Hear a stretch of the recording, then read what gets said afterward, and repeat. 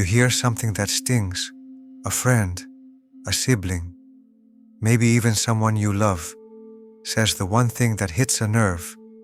Your body tenses, your mind races.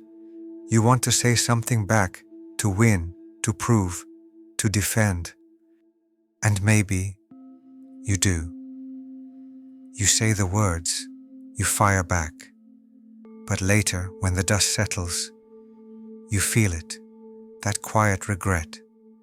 Not for what was said, but for how it was said. Too fast, too sharp, too loud. This is the trap of reaction, and it's everywhere. Every reaction builds a pattern, and over time, those patterns become our personality. Quick to anger, quick to shut down, quick to judge, and then we wonder why peace feels distant. But what if peace doesn't come from avoiding conflict, but from responding differently? In the ancient world, there was no shortage of chaos.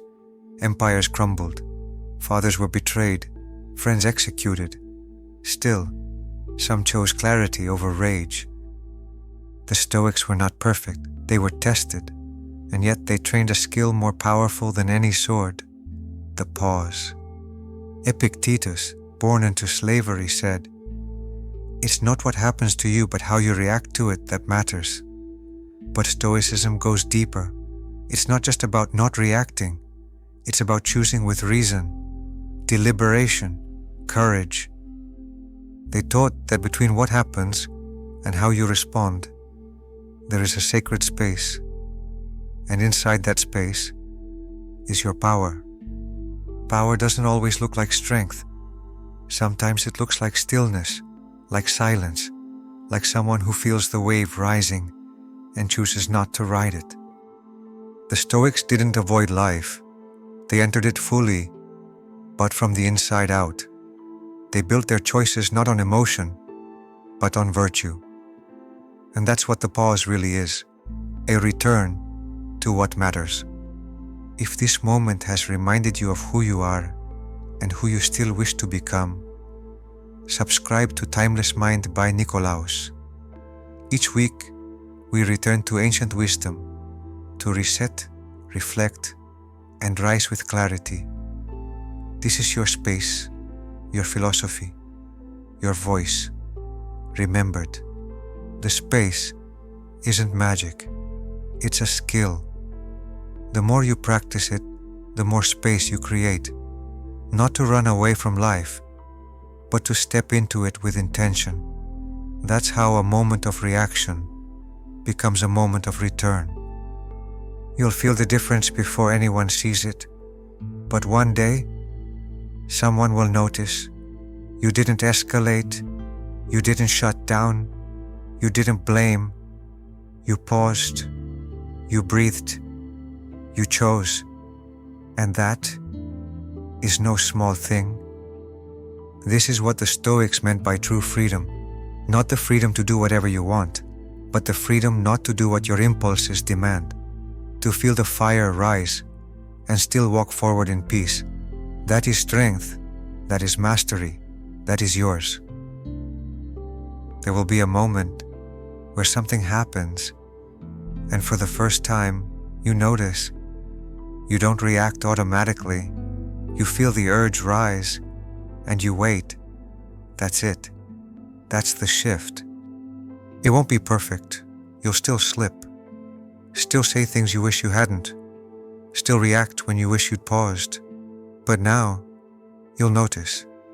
You'll return faster. You'll respond better. And slowly, that becomes who you are. Before the pause, there was damage. You said things you didn't mean. You pushed people away just to feel in control. You let emotion steer the moment and called it strength. But after the silence, only regret remained. This isn't about control. Not really. It's about understanding that the first thing you govern is yourself. Not to suppress, not to impress, but to live in alignment. That's not control. That's wisdom. No one will see it.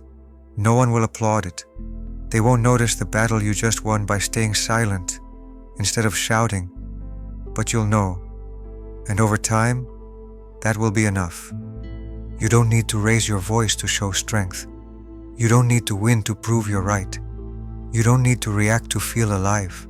Calm isn't weakness, it's a choice, and not everyone will understand it.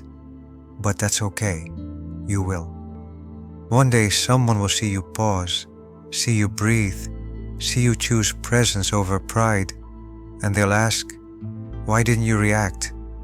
You won't say much, you won't need to, because the example you live will speak for itself. So the next time it rises, the frustration, the fear, the old reflex you know too well, pause, breathe, and ask, "What would the wiser version of me do right now?" Then return to that answer, again and again.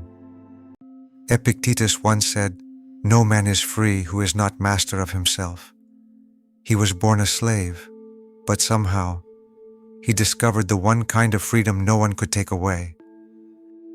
He taught that if your peace depends on other people, you're not free. If your mood rises and falls with what happens around you, you're not free. True freedom lives in how you respond, not how the world treats you. People can take your job, your home, your reputation, but not your character, not your choice to pause, not your power to remain free, even in chains. Epictetus said, "Freedom is the moment you remember, this is mine." Not what they say, not what they do, but how you respond.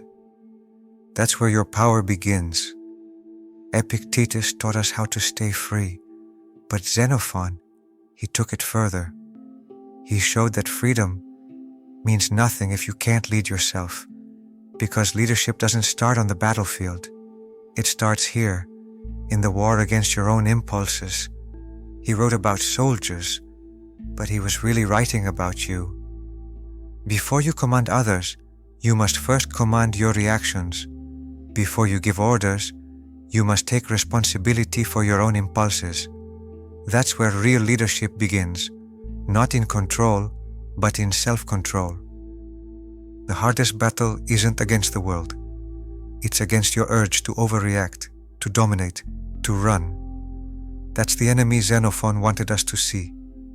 And to master it, you need more than strength. You need discipline. Xenophon didn't shout orders. He led by example. He taught that the greatest leaders don't need to prove anything. Because they've already won the battle within, they don't control others. They inspire them by mastering themselves. If you've ever lost your calm, if you've ever reacted, then regretted it, you're not alone. But today you were reminded, you can choose stillness, you can lead yourself, you can be free, not someday, but now. The philosophers aren't gone, they're alive in your next response.